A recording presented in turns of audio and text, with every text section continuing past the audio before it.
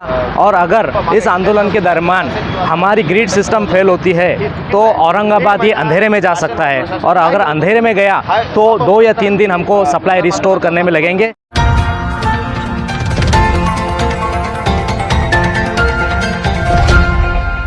आज हमारा केंद्र सरकार और राज्य सरकार के खिलाफ जो हमारी एमएससीबी होल्डिंग कंपनी है जो इसके खासगीकरण करना चाहती है उसके खिलाफ, निजीकरण के खिलाफ हमारा आज आंदोलन है। 28 और 29 तारीख तक हमारा आंदोलन रहेगा, जिसमें हम लोग जनता से को ये बताना चाहते हैं कि ये खासगीकरण के नुकसानात कितने हैं। जैसे कोई कंपनी का नाम नहीं लेते, मैं कहूँगा कि कोई मोबाइल कंपनी है, ये हमें फ्री में रिचार्ज देती है, बाद में रिचार्ज के भाव बढ़ा देती है। उसी तरीके से अगर एमएससीबी अगर ये खासगीकरण होता है तो इसका परिणाम जनता को होगा, जनता इससे परेशान होंगी। तो ये खासगीकरण ना हो, इसके खिलाफ में हमारा यह आंदोलन है। आज हमारा आंदोलन का पहला दिन है, कल भी आंदोलन जारी रहेगा।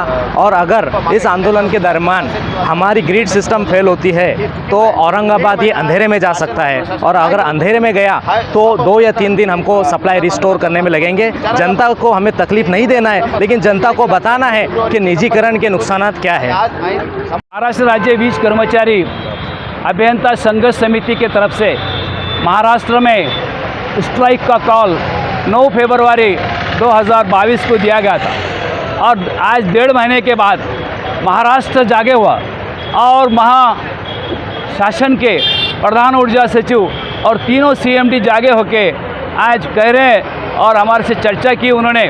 उस चर्चे के अंदर शुक्रवार को जो चर्चा हुई कल की, उस शुक्रवार के चर्चे के अंदर प्रधान ऊर्जा सचिव सम्माननीय दिनेश वाघमारे साहब और हमारे सीएमडी महावितरण के अपने विजय सिंघल साहब और संजय खंदारे साहब महानिर्मिती के और अदर डायरेक्टर्स और 26 संचालक 26 संगठन के सर्व पदाधिकारी के साथ में एक निर्णय हुआ कि प्राइवेटाइजेशन ये होने वाला नहीं है, और प्राइवेटाइजेशन नहीं होगा और खाजगीकरण नहीं होगा और फ्रेंचाइजी नहीं आएगा, ऐसा जो कहा गया। हमने सभी कृषि समिति के घटक ने उनको कहा कि करार करो, करार करके आप बताइए कि महावितरण कंपनी, महानिर्मिती, महापारेषण का एग्रीमेंट जो करो कि भविष्य में आपका जो है प्राइवेटाइजेशन नहीं होगा। ऐसा 26 संगठन और ऊर्जा सचिव, ऊर्जा मंत्री महोदय, इनके उपस्थिति में एक करार होना चाहिए और लिखित करार करो। क्यों तो आज हमको आप बोल रहे हैं, लेकिन कल आपके जो डिपार्टमेंट से प्राइवेट कंपनियां जो है, अदानी है, अदर दैन कंपनी से उनके सर्वे चालू है। उनके सर्वे क्यों चालू है फिर, जबकि प्राइवेटाइजेशन नहीं है, नागपुर में करने वाले नहीं है, तो फिर अदानी ग्रुप सर्वे कर रहा है, अदानी ग्रुप प्राइवेटाइजेशन निर्माण कर रहा है, ये अपने 132 400 केवी के सबस्टेशन निर्मित कर रहा है। क्यों कर रहा है? तो इसके लिए हमने कहा कि भाई हमको विश्वास नहीं है, आप करार करो, पर करार करने के लिए कायदेशीर लीगल बाबी तपास के हम बताएंगे, ऐसा उन्होंने कहा। इसलिए हमने कहा कि भाई ये हमको लग रहा है कि आप हमको बोल रहे एक और कर रहे एक, इसलिए हमारा निर्णय हुआ है कि महाराष्ट्र में जो आज 2008 के बाद इतना कॉल कभी नहीं हुआ था इतने साल में, 2060 को उस वक्त जो संप हुआ था वो पगारवाड़ का संप था, और आज जो संप है एक ही बैठे हुए कामगारों का 1 रुपये की मांगनी नहीं है, ये सिर्फ स्वाभिमान की मांगनी है, अस्तित्व की मांगनी है कि हमारा खाजगीकरण न हो, हमारे नौकरी आबादित रहे, हमारा आरक्षण आबादित रहे, इसलिए हाँ ये संप है। और हाइड्रो पावर स्टेशंस के जो कोई जल संपदा मंत्री है जयंत पाटिल साहब, उनके साथ में करार करे और महानिर्मिती को फिर से वापस करे, और बदली धोरण के अंदर आउट ऑफ जोन जो 10 साल के बाद भेजने का निर्णय वो रद्दबादल करे, और जो लोगों ने ये सर्कुलर निकाले उनके ऊपर तात्काल कार्रवाई करे, HR के ऊपर, जो कि हेड ऑफिस ने ये कार्रवाई करी। ये ऐसे मांगनियाँ हैं। और आज जो माननीय ऊर्जा मंत्री महोदय इंटरवेयर कर रहे हैं, उन्होंने फोन्स भी किए, हमने उनको रिक्वेस्ट किया है कि भाई आप स्ट्राइक चालू हो चुका है, तो वो अभी क्या करते हैं शाम तक का हम देखेंगे। संघर्ष समिति की VC चालू है। और सबसे इम्पोर्टेंट बात यह है कि महावितरण हो, महानिर्मिती हो, महापारेषण, इसके अंदर होल्डिंग कंपनी रिटायर्ड अधिकारियों को सलाहकार बोल के ले रही है, उसका हम निषेध करते हैं कि जबकि वो आज नहीं होना चाहिए, जबकि इधर 40 से 30 तक के भर्ती रद्द है।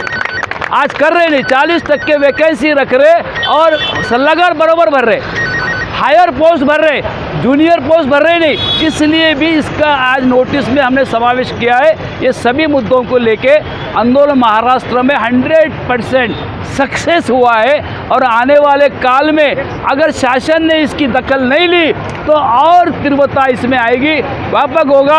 आज पूरे पावर स्टेशंस में पूरे कर्मचारी बाहर है, महापारेषण में, महावितरण में, सेक्शन, आउटसोर्सिंग, कंट्रैक्टी कामगारों को हमने मांगनी की है कि 60 साल तक उनको सर्विस में रखा जाए, सर्विस का कवच दिया जाए और उनको पंजाब सरकार, कर्नाटक सरकार, आंध्र सरकार, तमिलनाडु सरकार के हिसाब से आज यहाँ 37,000 कंट्रैक्टी कामगार बांधो उनको भी कायम किया जाए।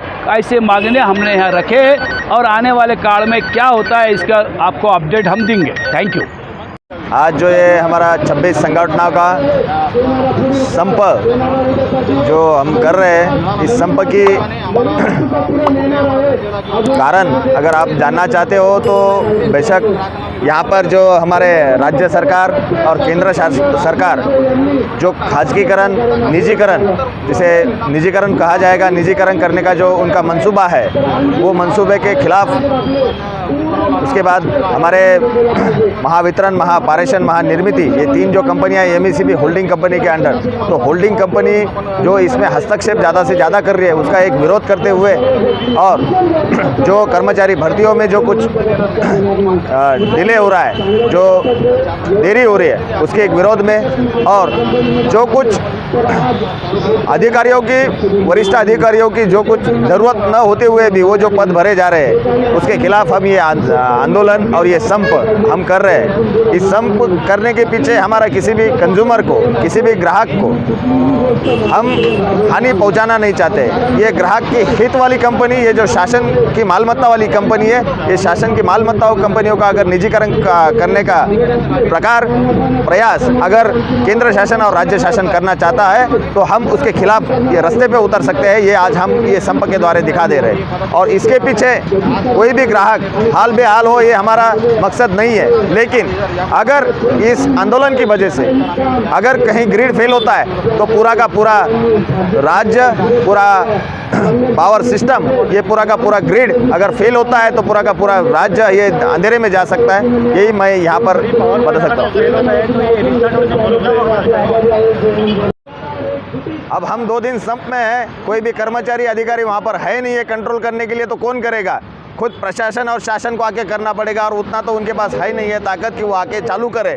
आज कोयना का डैम, कोयना का जल विद्युत केंद्र अगर बंद गिरता है तो उसको चालू करने के लिए कोई वहाँ नहीं है। चंद्रपुर का, परली का, यहाँ के संच, उनको निर्मित संच बंद करना पड़े क्यों? तो वहाँ पर लोग नहीं है काम करने के लिए, सब लोग संप में शामिल है। तो वक्त कितना लगेगा अगर बंद हो गया तो चालू नहीं? ये 2 या 3 दिन लगेंगे।